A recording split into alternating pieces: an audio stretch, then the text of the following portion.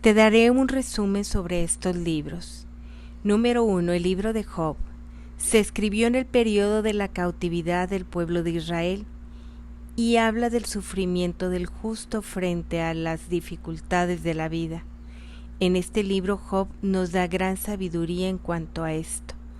Vamos a comenzar con este libro de Job. Más adelante daremos una explicación más amplia sobre este libro. Número 2. Libro de los Salmos. Contiene 150 salmos. Fue escrito durante 1000 años y está desde David hasta Macabeos. Su forma es poética y de sabiduría. En los salmos encontraremos salmos de alabanza, de alegría, de dificultad y de conversión. Número 3. Libro de Proverbios. Está atribuido a Salomón. Es un libro de refranes, donde aparece la sabiduría divina personificada, o sea, el verbo de Dios. Número 4. Eclesiastés. Maestro de la sabiduría. Habla de lo que hay en este mundo que no es suficiente para la felicidad del ser humano.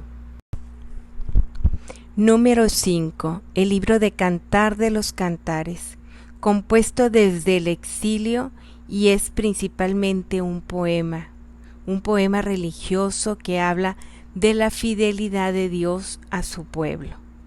Número 6. Libro de Sabiduría. Este libro se escribió en el siglo I a.C. Habla de la moral, pero también habla de la felicidad y de la felicidad de ser llamados. Habla de la felicidad después de la muerte. Número 7. Libro de Eclesiástico. Escrito en el siglo II a.C. Nos pide vivir en la virtud, despreciando todos los vicios de este mundo para alcanzar la sabiduría. Vamos a profundizar un poco más en el libro de Job en 7 puntos importantes para poder meditar un poco más este libro. El primer punto es la providencia de Dios. En el libro de Job vemos cómo la providencia de Dios permite el sufrimiento en la vida de uno de los siervos más honrados para probar su fe, ejercitar su paciencia, humillar su orgullo y confianza en su propia justicia, y para aumentar su piedad. Todo lo que pasa a Job en este libro tiene un propósito de vida. El tercer punto que veremos será el mensaje de Dios a Job y a cada uno de nosotros. El fin del libro de Job es el que nos acerca a entender este mensaje, que es un mensaje de esperanza en el sufrimiento, pero de esta esperanza que tiene un sentido neotestamentario.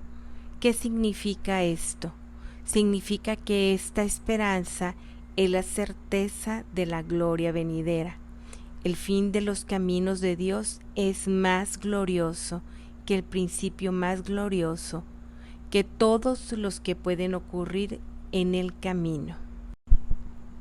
El cuarto punto que te voy a compartir es meditar precisamente en el plan perfecto de Dios para cada uno de nosotros. Dios determina el fin y todo lo que ocurre a Job, el acoso de Satanás, el robo de los bienes por parte de los caldeos y sabeos, la terrible enfermedad, la deslealtad de su mujer y de sus parientes, las acusaciones de sus amigos. Todo esto tiene que contribuir para conseguir este fin glorioso. El quinto punto que te quiero compartir es sumarnos a su voluntad. En este libro de Job veremos muy cerca esta voluntad que él respeta sobre todas las cosas. Todo tiene que ayudar para el bien a los que aman a Dios. Qué gran mensaje nos tiene Job. Pero esto solo es para aquellos que se someten a su autoridad, a la autoridad de Dios. Y solamente en esta voluntad, soportar todo por amor a Cristo, regir y disponer nuestra vida según lo que haya dispuesto en su infinita voluntad.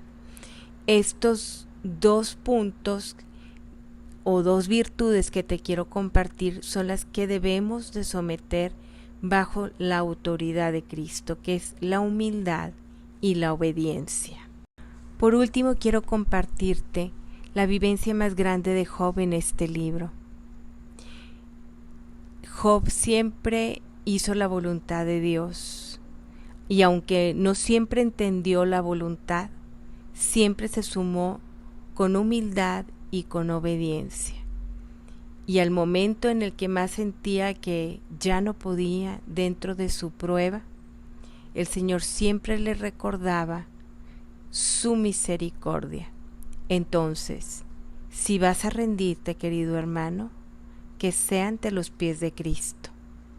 La escuela de Job nos capacita en dos cosas muy importantes: ser fieles y ser sumisos ante la voluntad de Dios. Te dejo un gran saludo, espero que tengas un buen día y nos vemos pronto.